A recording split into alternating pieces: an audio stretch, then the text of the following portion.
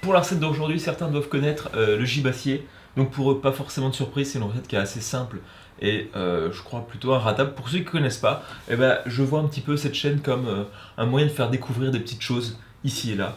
Donc bonne vidéo et peut-être bonne découverte. Pour faire ce gibassier aujourd'hui, je vais faire quelque chose de différent. C'est que là, j'ai prévu déjà tous les ingrédients que j'ai déjà pesés. Donc là, on a 250 g de farine T110, 80 ml d'huile, 40 g de sucre, 50 ml d'eau et de levure, une cuillère à café, à peu près 4 g de levure boulangère sèche. Là, je rentre dans les chiffres, c'est fou. De la fleur d'oranger, une trentaine de millilitres, on verra en fonction de l'humidité du reste. Des zestes de citron et de l'anis vert en grains. Donc là, c'est au goût, j'en ai mis à peu près une cuillère à soupe. C'est fou, hein, il y a tout qui est prêt, un truc de malade.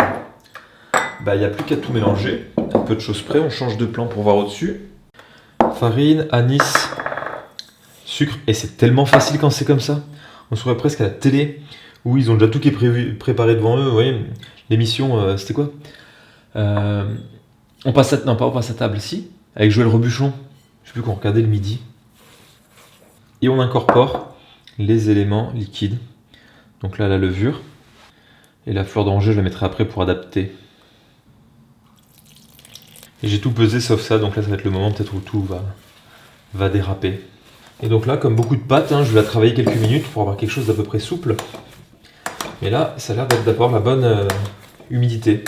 Voilà, donc là, c'est pas dans le saladier, parce que sinon ça va pas changer d'échelle si rapidement. Donc là, je vais mettre avec un torchon humide une petite heure à reposer.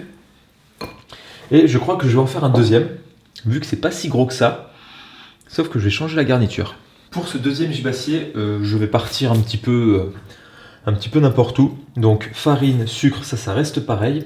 Mais au lieu de mettre du zeste d'orange, je vais mettre du gingembre. C'est les pots de gingembre que j'ai gardés qui sont encore surgelés, que j'ai coupés très finement.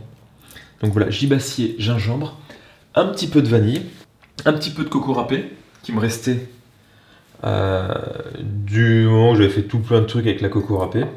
Et on va mettre les liquides, donc là la levure. Voilà, et j'ai pas mis que de l'huile d'olive, j'ai mis de l'huile d'olive. C'était 60 g d'huile d'olive et 15 g d'huile de coco. Histoire de rester dans le thème. Un petit peu gibassier exotique. Et à y être, je vais rajouter quelques petites graines de pavot. Ça n'a pas grand chose à voir avec le gingembre ou quoi que ce soit, mais bon, au moins ça fera un petit peu de. Comme l'autre, il y a l'anis qui est dedans qui va apporter un petit peu de. On va tomber dessus, un peu de croquant, un petit peu de surprise. Je me suis dit, allez, les graines de pavot, ça apporte du goût, mais sans plus.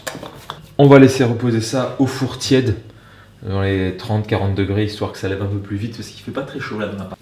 Voilà, là on va juste étaler la pâte. Les pâtes n'avaient pas particulièrement gonflé, mais c'est normal. Je les ai étalées sur un demi-centimètre d'épaisseur. Pour vraiment avoir un gibassier, il faut un peu couper. Je sais pas exactement si c'est comme ça. Un petit peu en forme de feuille. Peut-être il y a une forme particulière que je n'ai pas faite. Je m'excuse par avance. Voilà, on couvre, on laisse reposer encore une vingtaine de minutes. Et voilà, on peut aller mettre ça au four maintenant. Donc 180 degrés, à peu près une demi-heure, tout ça quoi. Les voici tout juste cuits. Ils n'ont pas trop gonflé, mais c'est comme ça que ça se fait. En tout cas, c'est comme ça que je les mange d'habitude. Je vais les laisser refroidir et je les mangerai demain matin. Enfin, je les goûterai demain matin en tout cas. Bon, clairement, je suis pas encore bon pour les découpes. Ça ressemble pas du tout à un gibassier. J'aurais dû faire des découpes un peu plus larges. Donc c'est plus dense qu'une brioche. C'est normalement à peu près comme ça que ça se mange. Bon, je pense que celui-là est un poil trop dense, surtout cette partie.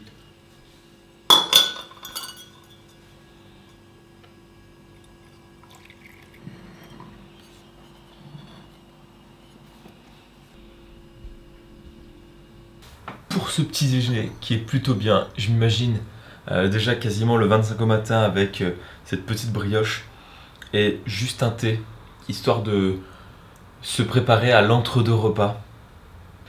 Ici pour ces gibassiers, donc les deux différents, c'est la brioche qui est un petit peu sèche. On en prend un petit peu, on passe dans la cuisine, on en prend un bout. Voilà, c'est le goûter d'après-midi qui va super bien avec du thé. Donc là, les deux différentes. une ici avec, je crois que celle-là c'est la classique, fleur d'oranger anis. Ouais. J'avais oublié à quel point j'aimais bien l'anis. L'anis et les zestes de citron, ça passe très bien. Voilà, un petit dessert relativement simple, mais qui fait bien le boulot. Et à côté, la version un petit peu moins classique, ici avec du gingembre. Je préfère celle-là à l'anis, mais le gingembre, on le sent, ça permet de réutiliser les pots de gingembre. Ça passerait très bien avec des écorces d'orange confites, avec des fruits confits, avec pas mal de petites choses. Voilà, c'est une base de brioche. La texture, voilà, c'est entre la brioche et le gâteau sec, un petit peu entre les deux. C'est à l'huile. Voilà, je pense que c'est un avantage, hein, au moins pour certaines personnes. Voilà, très bonne recette, très simple. Pour ceux qui connaissaient, rien de nouveau. Pour les autres, ça peut être une bonne idée d'accompagnement ou de gâteau de goûter, même pourquoi pas tout au long de l'année. Hein. Voilà, donc encore une fois, merci à tous et ben on se retrouve demain. Allez.